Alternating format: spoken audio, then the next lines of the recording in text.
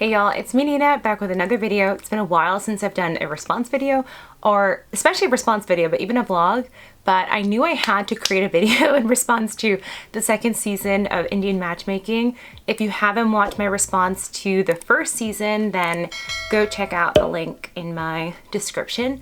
But I love seeing responses from South Asian TikTokers or just like things online where people have a chance to share what they really think about the dynamics and so on. And I do make a lot of videos commenting on South Asian culture and so on. So I will insert a playlist if I have a playlist. I probably do, because I have responded to other forms of media. And I think it's especially interesting when it's South Asian media. So I've responded to like Never Have I Ever and so on, and that will come soon. Let me know if you want a response video to that as well. But let's get into it. Let's talk about Indian Matchmaking Season 2. They brought back two of our favorites. We have Aparna, I would say her name wrong, Aparna and Nadia. And what I thought off the back was you have to be so careful when you're watching these shows, because if you go on TikTok, it will literally, they will like ruin it for you before you know. And spoiler alert, if you're watching at this point, there's going to be tons of spoilers. Please watch before you watch this video, unless you don't care. But someone posted this TikTok basically saying like who we thought was a villain versus who is a villain. And I will say that Arpna like slapped back at that. I don't know if that's the right phrase, and said like we need to stop like having this misogynistic view of like someone has to be a villain.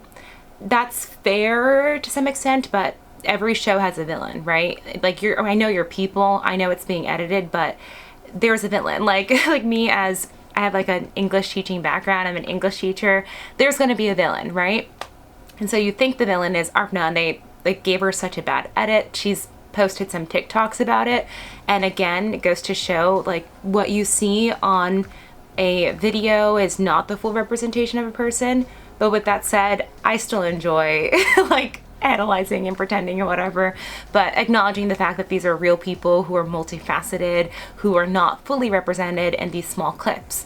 And I think that goes to show with like the fickleness of media, because everyone loved Nadia first season. I loved her, and then we saw a different side of her for second season, and she was suddenly painted as the real villain, right? Like you think Arpna's the villain, but really it's Nadia. And it goes to show like you could be loved by society and people one season, whatever, and then the next season it's like you're out, you know, for whatever reason. And there was kind of good reasons in my opinion. I think that a lot of us were just really confused because she had something really good with Shaker, and it seemed, again, like this is us watching, so it does not represent reality. It seemed like she just dropped Shaker at the drop of the hat for the next marginally more attractive guy, and then that guy ends up rejecting her. And there was like so much instant karma this season. Like there was this guy who wanted a girl who was like 5'8", and he wanted her to be introvert extroverted, and he met with a girl who some people commented like was out of his league objectively, and he's like, oh, I feel no sexual chemistry with her, blah blah blah. And to be honest, I think that's fair to say. I think it's fair to say if you don't find someone attractive, and this guy then meets another girl who he like finds very attractive, and then she doesn't find him attractive, you know? Like it's fair not to be attracted to someone, but there was a feeling of instant karma when he meets with someone who he thinks is attractive and she's not into him. And also a little bit of irony, because he got so upset that she took his number when she had no intention of going out with him, when he had done the same thing with the last girl that he had gone out with. So lots of instant karma, but again, I think you're allowed to go after like whoever you find as most attractive, so on. I think beauty's in the eye of the beholder, but I think the reason why it grated people was because the first person he went out with was really beautiful to a lot of us, and it seemed like the second person he went out with was just like stereotypically what a lot of people find attractive, you know?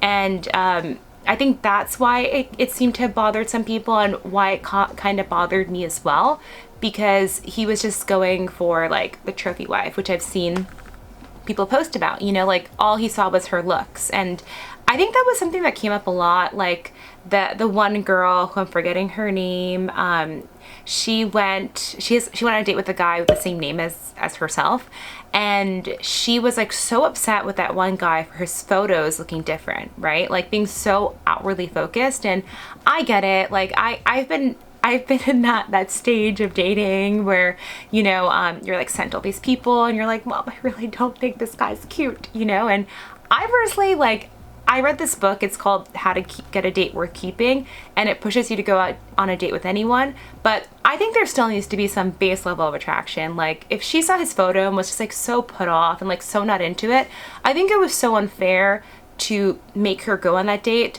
not for her, but for that guy, because he's going on this date with somebody who just isn't into him, and that's just not fair to him. And he was such a nice guy, and like sad about the fact that like she thought he looked so different and was so disappointed. And it was really sad to see that like dynamic between the two and how she treated him, and I think it just needed to like not happen. And every single time Sima from Mumbai said you only need to meet 60 to 80% criteria, I felt like I felt so triggered, because I've been there before when people are like, you need to only meet like this criteria, you only need this much. But I will say that there are some times where like there are major issues with dating where maybe we are focusing too much on like someone's outward appearance, or maybe we really are like looking at the wrong thing. But whoever you're with should not feel like a 60% match, you know, like that needs to feel like 100%. And I feel like in some ways there's karma for Sima, because there were a lot of people on the show who found their 100% and it was not through Sima. And like I give props to those people who were like so kind to like thank Sima still for like the experience, whatever. I think my battery may die. If it does, gotta end this faster than I want to. But yeah, a lot of people like still thanked her for whatever. But I think of I'm like forgetting all their names. The guy who's like a fashion designer, he found that girl who was like so perfect for him, like exactly what he would have wanted, exactly who he wanted to be with. And if he had settled for like one of those other girls, he just wouldn't have been as happy. And also the girl at the end who does look like Nadia, like I did think, I saw a couple people comment that, and I thought the same thing. I literally thought that it was Nadia at first too, but she looks like slightly different. Not slightly different, she looks different, but she does share some like common features like her kind eyes and so on. But she found the guy who was her 100% and matched her so well, you know, like they just like mesh so well together and they work so well together. And if she had compromised, at the end of the day, she would have to be the person living that life with that person who she didn't want to be with. And I think this season just like really reinforced that, like for me, why it's so important to, one, be adjustable, right? Like I think the old generation is not completely wrong when they're telling us to like not just judge a photo by so-and-so. Like maybe there are things that we need to change. And there's a book called How to Not Die Alone, and I think that's really important. Honestly, like the brown guy should have read that, because the brown guy who was like super vain, who wanted the trophy wife, should have read that, because it basically shows how like sometimes when we're dating we want a prom date, right? Or like a 10-year reunion date, whatever. But at the end of the day, like that's not who you may want at your bedside with you all the time. You have to look beyond those like vain characteristics that are initially really appealing to the things that actually matter when you're in a relationship with someone. And I think Sima from Amai did help some of them look a little bit past that, but in some ways that generation goes too far. They just don't care at all about like anything. It's just getting married, right? Like someone who on paper matches you, and even if your personalities or your values are drastically different, who cares, because you kind of match.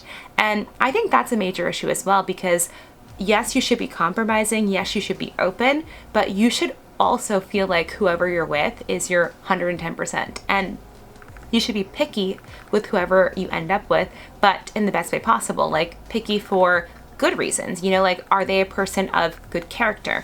Are they going to be by my side? Are they going to be loyal? Rather than like, oh, like how would they look like if they were like 10 pounds lighter, or like something super vain like that. But those are just my initial thoughts. I just wanted to like put something out there, and honestly, I just love reading the comments, seeing your reactions to different things. I feel for Shaker, and like, I just feel so bad that he like still hasn't found that person. Maybe he has. I was confused at the timeline of it, but he posted something on Instagram that makes it seem like this was filmed right after season 1, but they just waited to upload it, because he said he waited like a long time to share his thoughts on this, and he's probably like seeing everything on social media where everyone's responding, and he obviously like has his own thoughts and his own feelings about everything. But yeah, those are my thoughts. Let me know what you think in the comments down below, and I'll see you all. I'll see y'all next week. Let me know if you want a Never Have I Ever review or vlog or anything else, and go check out my other stuff if you want to.